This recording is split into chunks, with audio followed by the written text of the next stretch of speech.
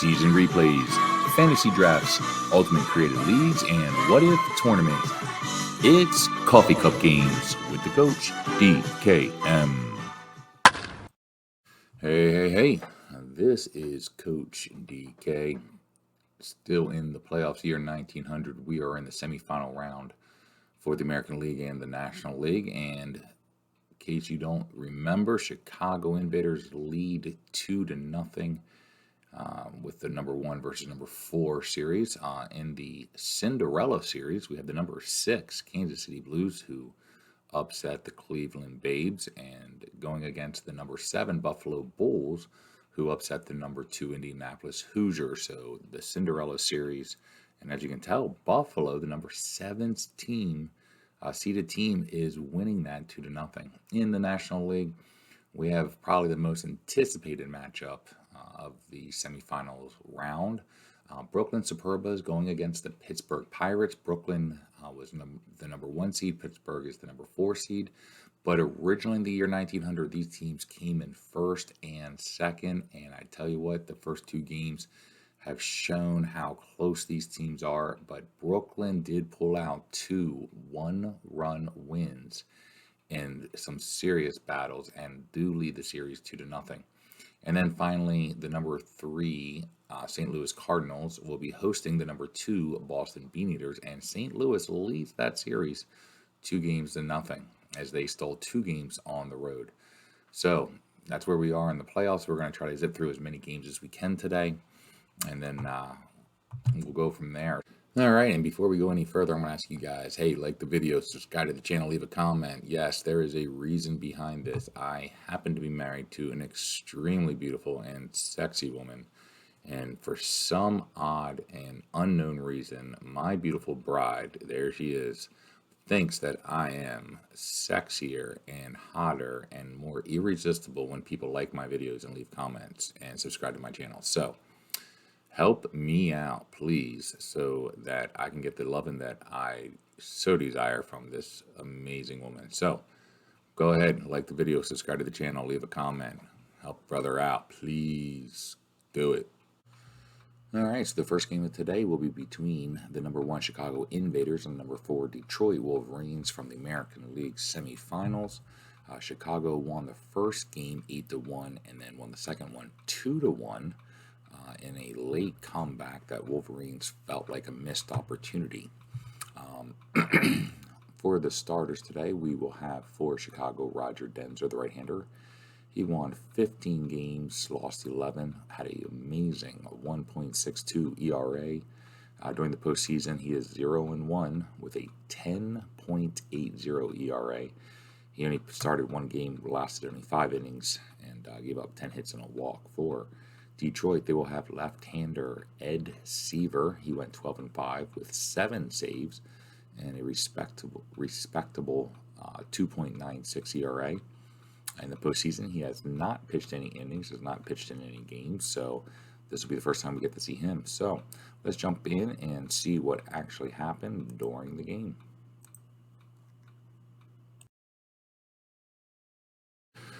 All right, so game 3, Detroit jumps up with 3 runs in the first inning on 2 errors by Chicago. Chicago bounces back in the 4th with 2 runs of their own, so it's 3-2. Detroit adds a run in the 5th, making it 4-2.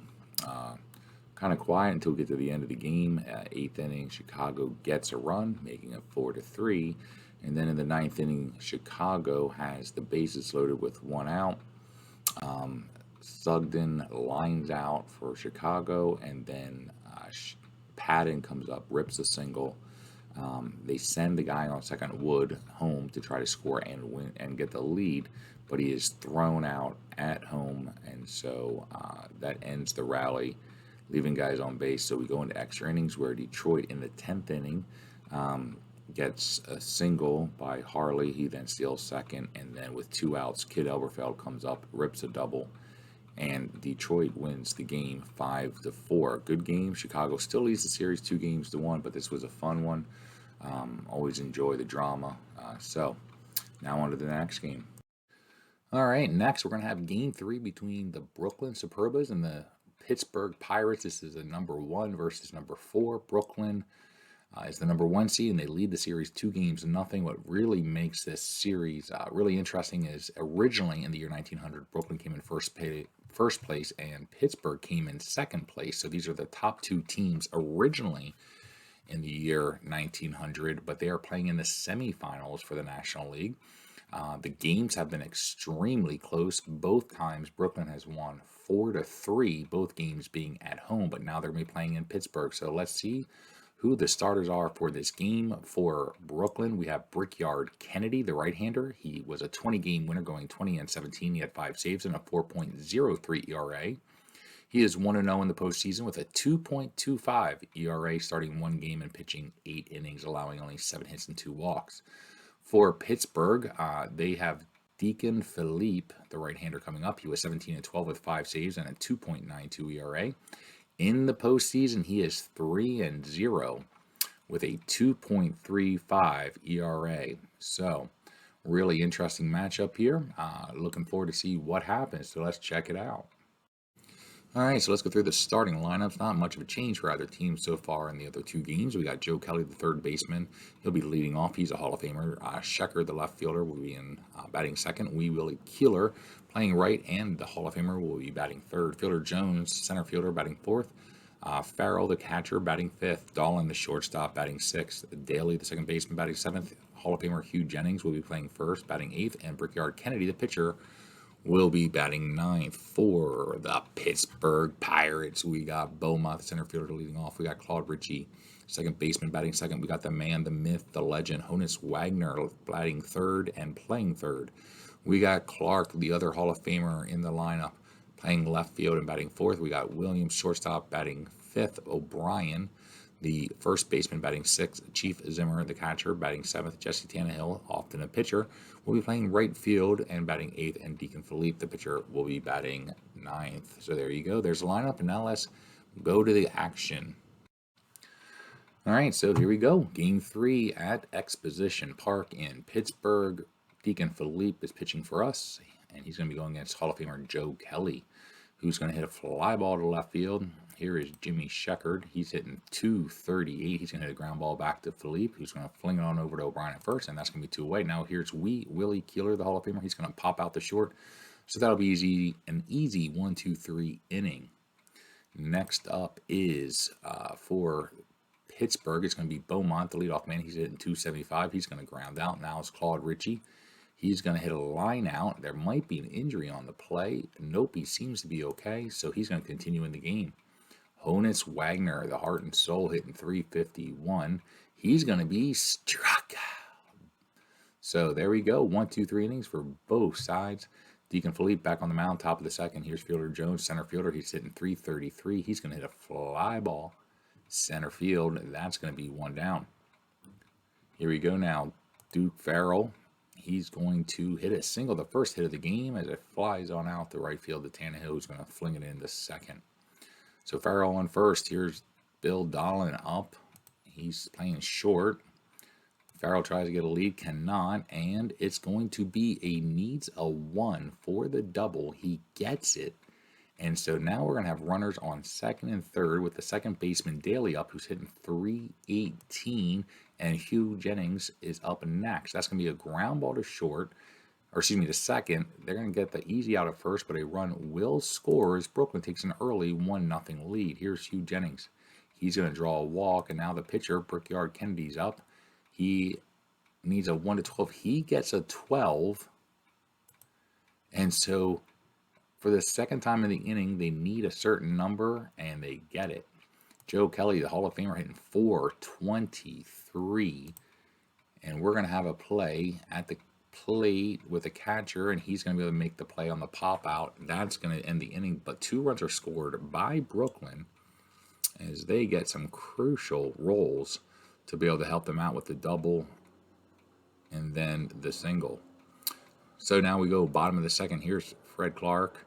He's going to hit a ground ball to Dahlin. He's got great range, but not the best of gloves. But he does get to the ball, and he makes the play. That's 1 away. Now Williams is up. He's hitting .243. He's going to line out the first.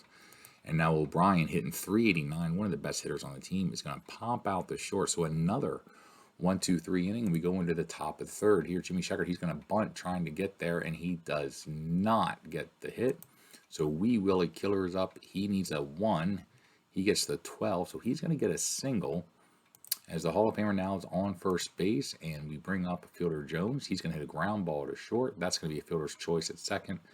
And so now we have 2 away. Fielder Jones on first, gets a good jump. He's going to try to steal, and he is in there.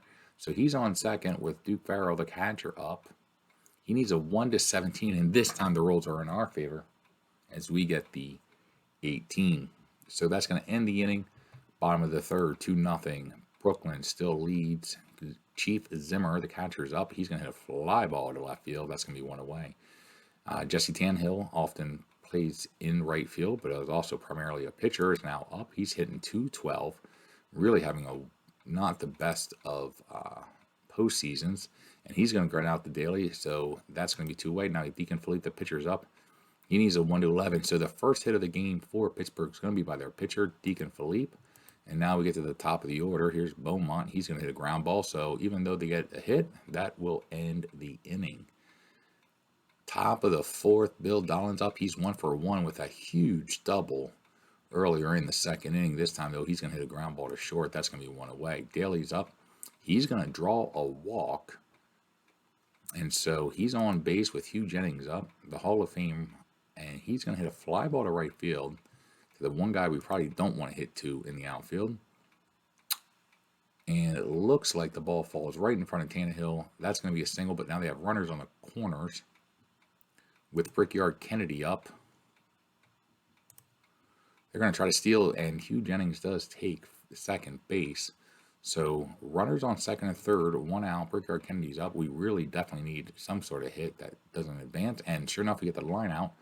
So that's going to be 2 away, but Joe Kelly is up. He is hitting over 400 in the postseason. And strikeout, a huge strikeout by Deacon Philippe to end the inning.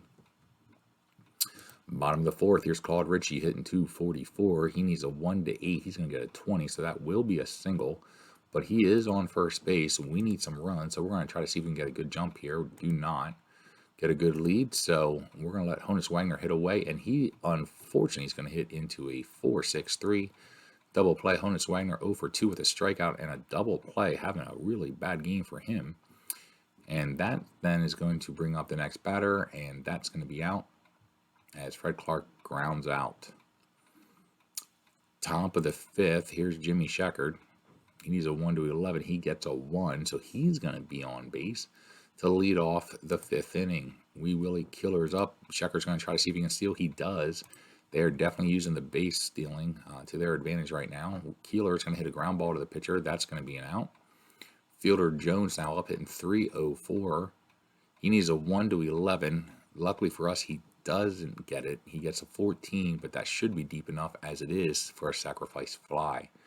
So Brooklyn adds another run in the 5th inning. 2 outs. Duke Farrell's up, and that's going to be a strikeout. So another strikeout for Deacon Philippe, and now we enter the bottom of the 5th, where Pittsburgh is losing 3-0. Williams is up, the shortstop. He's hitting only 237. He's going to hit a ground ball. That's going to be 1 away. O'Brien hitting 378 into 1, and he unfortunately is going to get a 5. So that'll be a fly out. 2 down. Here's Chief Zimmer hitting 189, but luckily for us, he gets a single. But for the second time, our single comes with 2 outs, and that's not always the best way for success. As Tannehill is now up, he's going to hit a ground ball to Dolan at short, and that's going to end the inning. Dolan, who just made that last play for the 3rd out in the 5th inning, is going to lead off the 6th inning. He's 1 for 2 with a double. He needs a 1-14. He's going to get an 18, so that's going to be an out. Now Daly's up hitting 304. The second baseman hits it the short. That's going to be 2 away. Now Hugh Jennings is up. He has a walk and a single. He needs a 1-11. He's not going to get it. That's going to be a line out to Clark and left. And 1, 2, 3. We now enter the bottom of the 6th. Brickyard Kennedy is going to be on the mound going against his counterpart, Deacon Philippe. He needs a 1. He doesn't get it. He gets the 19, so that's a single. So for the first time we get a hit where we do not have 2 outs that I can recall. Beaumont, top of the order. He needs a 1-2, and he's going to get a 2. Beaumont, the center fielder, who's hitting 262, gets his first, if I'm correct, his first RBIs of the postseason, as he is a 2-run shot, and now suddenly we have a game. Still no outs. Bottom of the 6th. Richie's up. He's going to hit a single, so that's going to put him on first base. We're going to try to steal with our best hitters coming up, and a bad throw by Duke Farrell allows Richie to go to third, so Honus Wagner is up. By far our heart and soul. He has 5 RBIs in the postseason. He is going to be Mr. Clutch like he always is. He's going to get a double, scoring the run, and now he's in scoring position, and still no outs. Now Fred Clark's up. He's going to rip a single, so our 2 best players are coming through in the clutch as we now suddenly, trailing 3-0, entering the inning, now have a 4-3 lead, the common score of this playoff series. Clark tries to steal second. He does it for the second time. A bad throw, allowing Clark now to go to third. Williams is up. He hits a ground ball to third base. They're going to keep Clark close, but they do get the out. So 1 away. O'Brien up.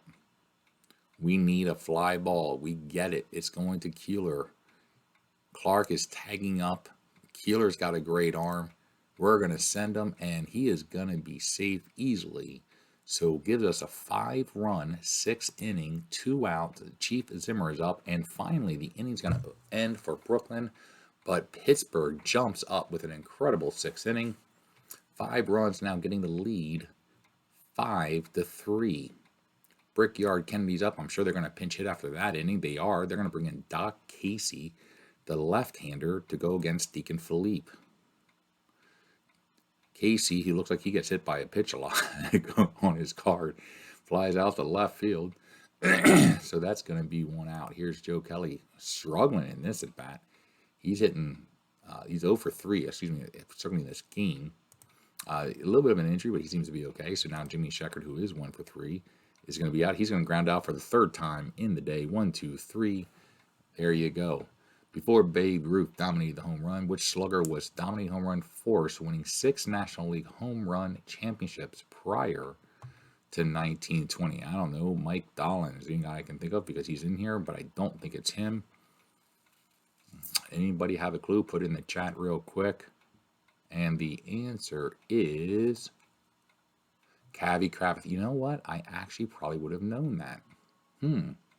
All right, so Gus Waring is going to come to the mound now to try to finish out the game as we enter the bottom of the 7th. Jesse Tannehill is up. He's going to hit a ground ball to first. He's out now. Deacon Philippe, who is 2 for 2 with 2 singles, scoring a run. He's going to get hit by a pitch. Dude, really, Gus? Gus. That's just pretty messed up, man. You're going to hit the pitcher. So he's on first base.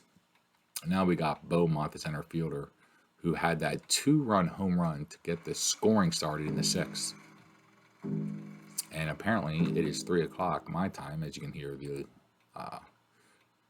muted grandfather clock. Beaumont is going to hit a ground ball to Dolan. Dolan is going to make an error, the 3rd error of the game for Brooklyn, and which has been extremely helpful for us. Now we're going to hit a ground ball to the second baseman, to Daly, and he makes a 4-6-3 double play. We're going to go ahead and try to get some defense in here, maybe for shortstop. As you can see, Williams is a horrible shortstop, and then Tannehill. I know Wagner can go in the outfield, but he primarily plays right field. Clark only plays left, so we could go Wagner here.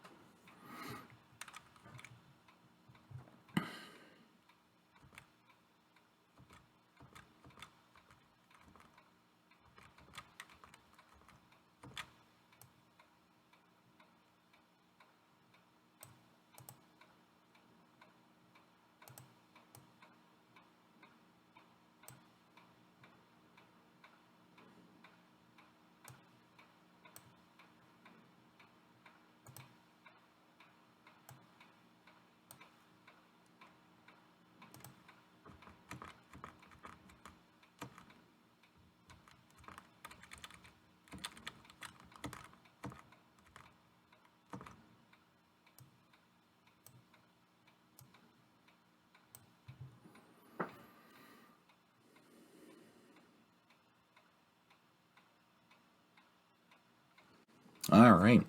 So here's some of the changes we're going to be making. Tannehill is going to come out. Wagner is going to go to right field. So Wagner at third is going to move out to right. Williams, the shortstop, is going to move over to third. And we're going to bring in Eli to cover short. And we're going to bring in Cooley to play first for O'Brien. So going definitely more defensive with a 5-3 lead. We're going to try to see what we can do. Philippe is struggling, but he's still got a little bit of juice left, hopefully, and he's going to face Wee Willie Keeler, who he does get to ground out. Now he's going to go against Frank Clark, who's going to hit a ground ball to shortstop. See if this was the right move. And no, Eli makes the error. Ugh. So our first error of the game, Farrell's up, and now another wild pitch, it looks like, by Philippe. So we got a runner on second. He is not a concern. Duke Farrell is the only guy we worry about right now, and that's going to be an out. So 2 away. Now all we focus on is Bill Dolan. If they steal third, and Dolan's going to line out to Cooley, who we just brought in for defensive reasons. So we're able to get out of that inning, still hold on to a 5-3 lead. Here's Honus Wagner. Wagner needs a 1-16. He already has a double, but he's going to get his second double of the game after going 0 for 2 with a strikeout and a double play. He gets 2 doubles. He's on base. We might try to see if we can steal with Wagner here. He does, and he takes third base. Man, best player, one of my favorite players for sure. Here's Fred Clark. He's going to be hit by a pitch. So they bring in Gus Waring, who does not have good ability to keep runners close, and Clark is going to steal easily. Williams is up. He's 0 for 3, hitting .225. With no outs, he's going to line out the short, you idiot. Get a base hit or a fly ball. Cooley is up. He definitely sucks at hitting, but it is what it is. They're going to bring in Howe now, and they're going to make Harry Howell's coming in the pitch, and Deacon McGuire is coming in as the catcher. And it looks like the ball bounces in the dirt. I'm not sure if that's a wild. It is. It's a wild pitch. So Howe throws a wild pitch. We got another run. Wagner crosses third. Clark's now on second. Cooley's going to hit a ground ball to short, who makes an error, the 4th error of the game. We score another run, and we comfortably now seem to be up 7-3. Cooley is still going to try to steal. He does, even though he had to keep a tight lead, but it doesn't help them at all. Chief Zimmer is going to be strikeout. So that's going to be 2 away. Here's Eli, a guy we brought in for defensive purposes. He's 0 for 2 in the postseason. He's going to get a single. We're going to still try to send the runner. And they are going to let him score and get the trail runner who's trying to take second on the play at home, and they easily get him out. But they gave us the run, so now we have a score of 8-3. We're going to bring in a reliever as Philippe is well over his pitch count. All right, so we're going to bring in southpaw Patsy Flaherty, who is our best pitcher on the bench, and he is not very good. But Daly's going to be up first. He's going to hit a fly ball to right field. That's going to be 1 away in the top of the 9th. Here's Jennings. He's hitting .400 during the postseason. He gets another single. Hugh Jennings showing why he's a Hall of Famer. Flaherty now going to face McGuire. He's going to hit a ground ball to a 6-4-3 ending double play. And so that's going to end the game. It's Pittsburgh, after trailing 3-0, has a huge 6th inning, adding then 3 more runs in the 8th. Win this one easily. 8-3 as Brooklyn's defense and pitching let them down. I should say their bullpen and their defense let them down. All right, until the next time, let's check out some more games for the day. All right, so now we're going to enter into the night games for these Game 3s. We have now the Cinderella Series from the American League. The number 6 Kansas City Blues are going against the number 7 Buffalo Bulls. Buffalo continues to amaze as they won 2 games on the road and now lead the series 2-0, and now are going to be at home for 3 straight games. On the mound, you can hear the clock in the background. My apologies. We have Casey Patton, a southpaw for the Blues. He went 15-19 with 4 saves, had a 4.43 ERA. He was their number 1 starter with 44 games. But in the postseason, he's been very good. He's 2-0. He has a 3.38 ERA. In 16 innings pitched, he's allowed 18 hits and struck out 7. For Buffalo, they're going to be sending out Charlie Hastings, the right-hander. He went 12-14 with 3 saves, had a very good 2.85 ERA during the regular season. In the postseason, he likewise is 2-0 with 1 save and a very good 2.13 ERA. In his 13 innings of pitch, he's allowed 13 hits, but has not struck out a batter yet. But we have a battle of 2 undefeated pitchers.